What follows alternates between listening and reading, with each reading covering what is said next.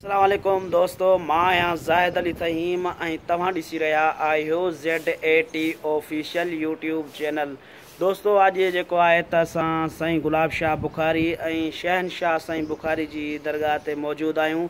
दिलि चयो हिकिड़ो व्लॉग ठाहिजे ऐं तव्हां दोस्तनि जे लाइ दुआ बि घुरिजे। उन्हनि दोस्तनि जी वॾी महिरबानी जेका दोस्त असांजी वीडियो खे ॾिसी कॉमेंट कंदा आहिनि सुठा सुठा।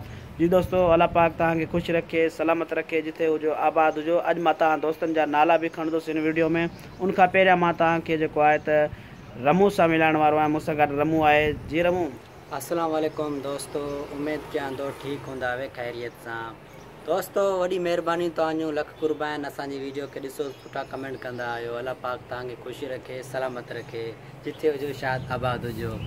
महिरबानी दोस्तों असांखे प्यारा दोस्त जेके कमेंट कंदा आहिनि, मां उन्हनि जा हाणे नाला खणंदुसि। जीअं त असांजो प्यारो दोस्त दिलबर तेबो साहब, महिरबानी तव्हांजी असांजी वीडियो खे ॾिसी सुठा सुठा कमेंट कंदा आहियो।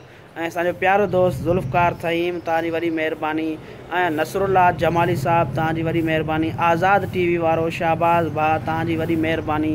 ऐं पंहिंजो प्यारो दोस्त शाहबाज़, तव्हांजा लख कुर्ब, सुठा सुठा कमेंट कंदा आहियो। ऐं अब्बास सुड, तव्हांजी वॾी महिरबानी, सुठा कमेंट कंदा आहियो असांजी वीडियो खे ॾिसी। अॼु असां मौजूदु आहियूं दरगाह ते, तव्हांजे लाइ दुआ बि घुरूं था। असांजा प्यारा दोस्त जेके बि आहिनि, शाहबाज़ अली भुट्टो साहब खे अल्लाह पाक ख़ुशि रखे, ज़ुल्फ़कार थहीम खे अल्लाह पाक ख़ुशि रखे हिननि प्यारे वलीअनि जे सदके। ऐं असांजो प्यारो भाउ दिलबर तेबो साहब खे अल्लाह पाक ख़ुशि रखे हिननि प्यारनि वलीअनि जे सदके। ऐं असांजो ज़ुल्फ़कार जेको आहे थहीम, अल्लाह पाक उनखे बि ख़ुशि रखे, सलामत रखे। ऐं असांजो प्यारो भाउ नसरुल्ला जमाली जेको आहे, अल्लाह पाक उनखे बि ख़ुशि रखे, सलामत रखे हिननि प्यारे वलीअनि जे सदके। अल्लाह पाक उनखे सलामत रखे, ख़ुशि हुजे, जिथे बि हुजे ख़ुशि हुजे, आबाद हुजे। ऐं हा, मां तव्हांखे इहो चवंदुसि दोस्तों, तव्हांजी वॾी वॾी महिरबानी, तव्हां असांजी वीडियो खे ॾिसी सुठा कमेंट कंदा आहियो।